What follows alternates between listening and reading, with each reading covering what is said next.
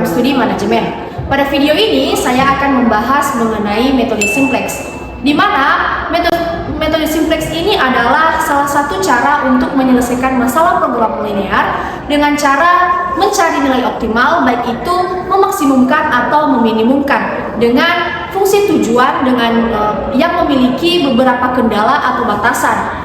Nah, langsung saja pada video ini kita akan membahas metode simplex meminimumkan.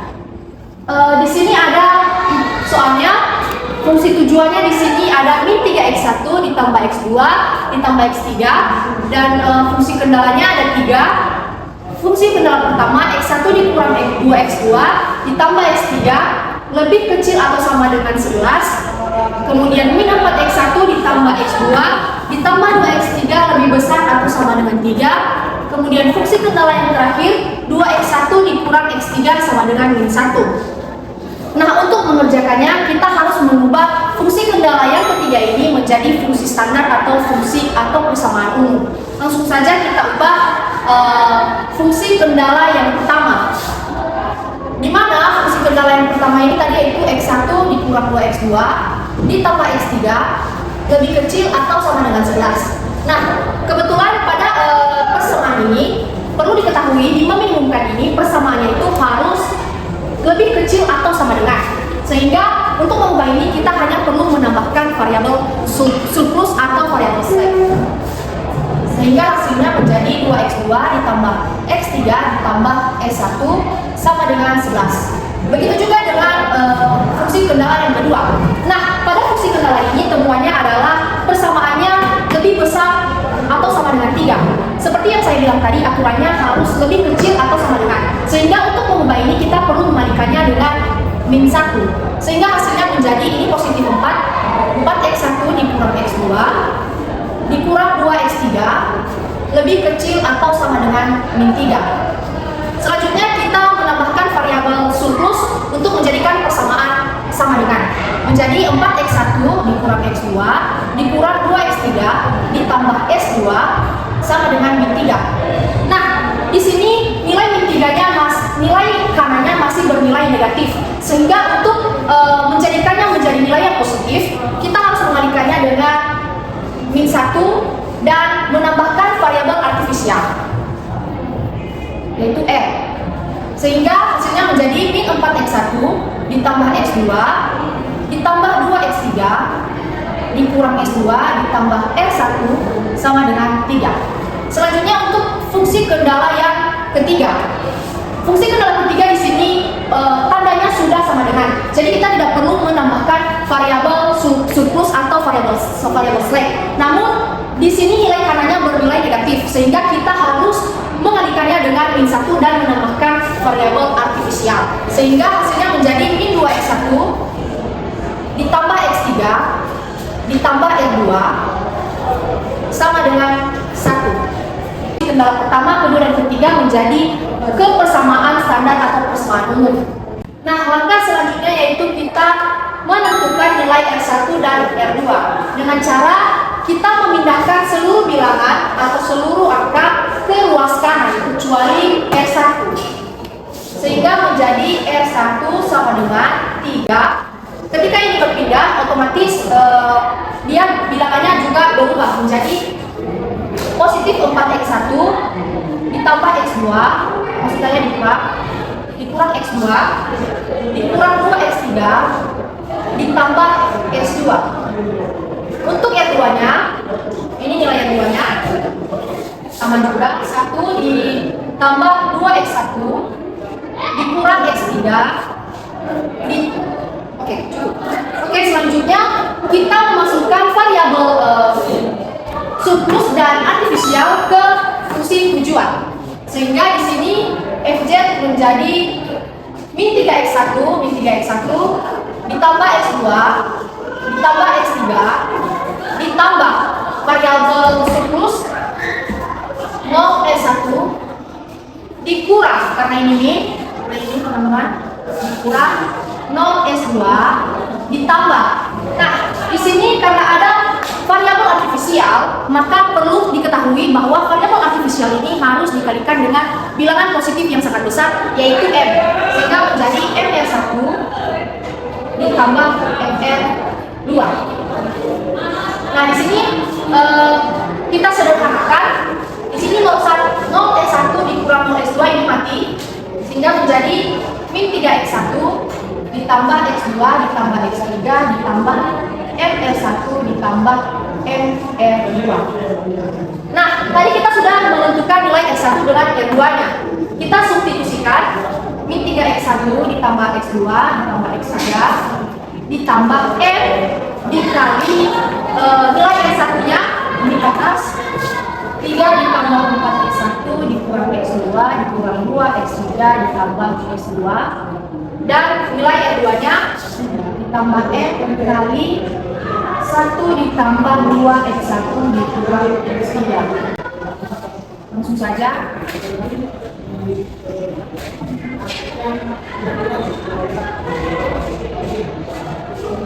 M kita kalikan M dengan yang ada di dalam huruf menjadi 3M ditambah 4mx1 dikurang mx2 dikurang 2mx3 ditambah ms2. Kemudian ini juga kita kalikan. Ini M kali 1 hasilnya kita tulis aja M ditambah 2mx1 dikurang mx3. Nah, ini menjadi fungsi tujuannya. Oke, selanjutnya kita kelompokkan yang x1 dulu. X1 di sini nilainya min 3. Ini teman-teman x1. Kemudian di sini ada lagi x1 dan x1. Min 3, kemudian 4M, 2M. Sehingga jika disederhanakan menjadi min 3 ditambah 6M. Ini nilai x1-nya. Kemudian nilai x2. X2-nya ada x2 atau ini nilainya 1. Kemudian ada mx2 min M. Sehingga x2-nya menjadi 1 dikurang M. Kemudian teman-teman kita cari nilai x3-nya. X3-nya di sini ada x3 min 2 mx3 dan min mx3. 1 min 2M dan min M. Sehingga di sini x3-nya sama dengan 1 dikurang 3M. Nah, di sini kita sudah menyederhanakan nilai x1, x2 dan x3. Selanjutnya di sini kita mengumpulkan kembali. Nah, pada fungsi tujuan di atas ini ada variabel konstanta, yaitu M, 3M, dan ms2. Nah, 3M dengan M ini bisa kita jumlahkan menjadi 4M. Nah, untuk membuat fungsi tujuannya, 4M ini kita pindahkan ke ruas kanan. Sehingga nilai dari x1, x2, dan seterusnya itu akan berubah. Maka fungsi tujuannya menjadi fz sama dengan ini menjadi positif karena kita geser tempatnya ke ruas kiri. Ruas kiri. Positif 3 dikurang 6M. X1 maksud saya. Kemudian ditambah x2 min 1 ditambah mx2 ditambah x3-nya yaitu min 1 ditambah 3mx3. Kemudian ditambah sama variabel yang gak ada pasangannya. Ini positif jadi berubah menjadi negatif. ms2 sama dengan 4m. Nah, ini teman-teman kita sudah menemukan fungsi tujuan dan fungsi kendala. Langkah selanjutnya yaitu kita membuat atau memasukkannya ke dalam tabel simplex. Nah, selanjutnya pada tabel simplex tentu kita memasukkan nilai fungsi tujuan, z, dan nilai kendala 1 dan nilai kendala 2 dan juga 3. Nah, untuk menyimbolkan nilai kendala pertama di sini ada variabel surplus, jadi kita kasih S1. Untuk kedua ada variabel S2.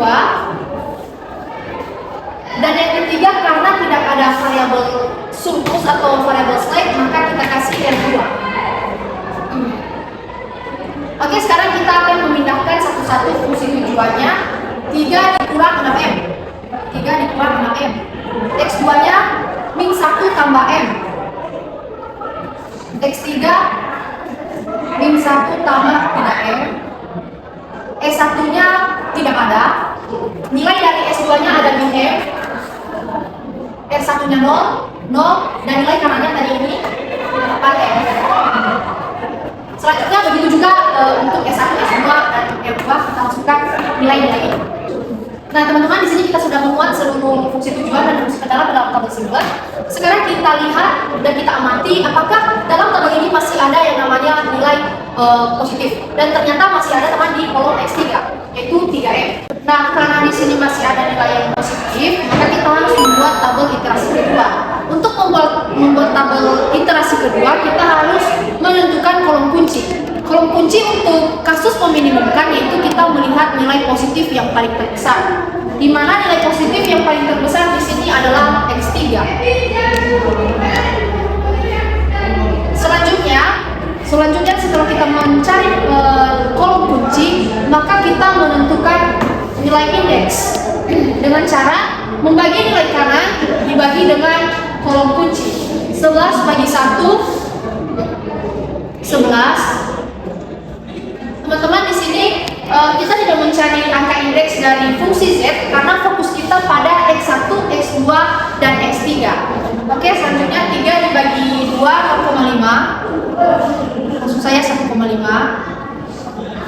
Kemudian 1 dibagi 1 sama dengan 1. Nah, di sini kita sudah mendapatkan angka indeks ada 11, 1,5, dan 1. Selanjutnya kita mencari baris kunci. Nah, baris kunci di sini kita melihat nilai positif yang terkecil di angka indeksnya yaitu 1. Sehingga di sini yang menjadi baris kuncinya adalah R2.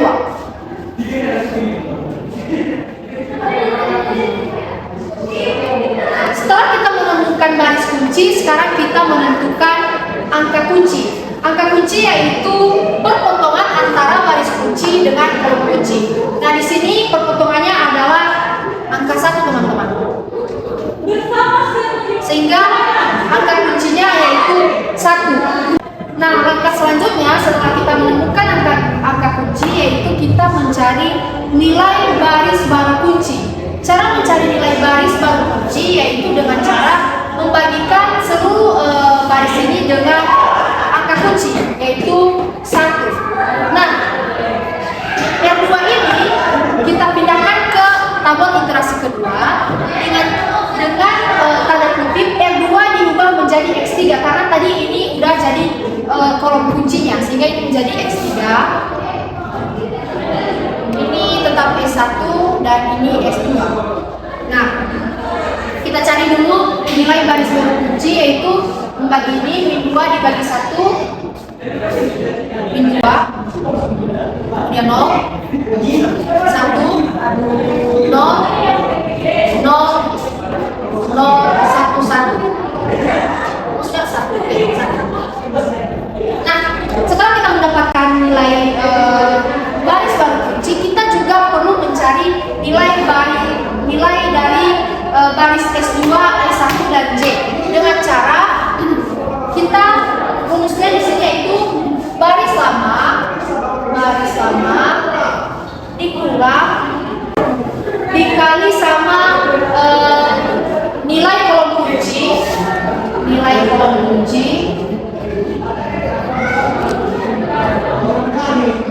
dikali sekali nilai baru baris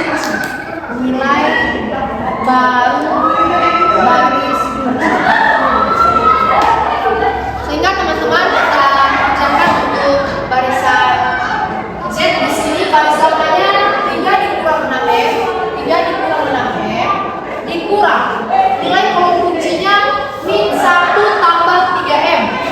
Min 1 tambah 3M dikali sama nilai baris baru kunci yaitu min 2. Sehingga hasilnya kita sederhanakan dulu di dalam huruf. Min 1 dikali dengan min 2 hasilnya positif, dikali dengan min menjadi negatif lagi min 2. Kemudian maksud saya positif 3M dikali min 2 hasilnya negatif 6M dikali dengan min, hasilnya positif 6M. Sehingga ini mati. 3 dikurang 2 sama dengan 1. Nah, berarti nilai baris untuk Z di X1 nya yaitu 1. Nah, untuk mencari nilai Z untuk X2 dan S1, S2 juga seterusnya menggunakan rumus yang sama. Nah, di sini kita sudah menemukan nilai dari tabel literasi kedua.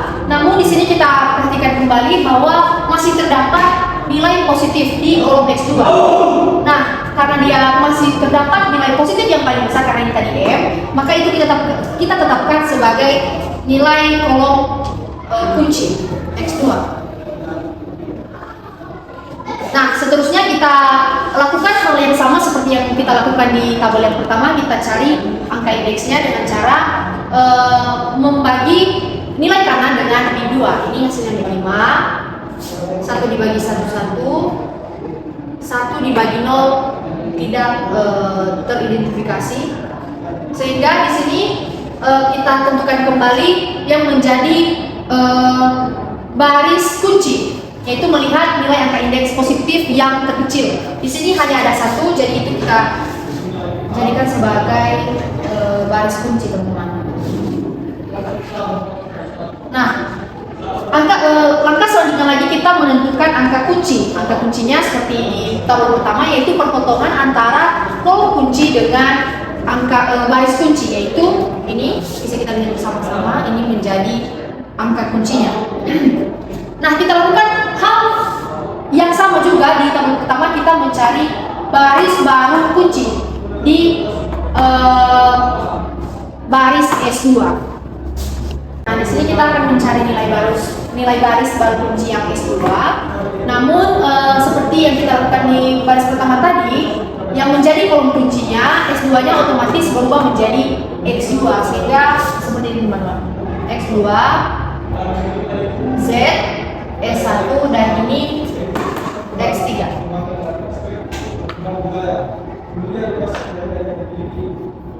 Nah, langkah untuk mencari baris baru kunci di X2 yaitu membagi baris baru kunci dengan angka kunci. 0 dibagi 1, 0, 1, 0, 0, min 1, 1, min 2, dan 1. Nah, setelah menentukan baris baru kunci, kita menentukan baris baru lain dengan cara seperti tadi, baris lama kali angka kolom kunci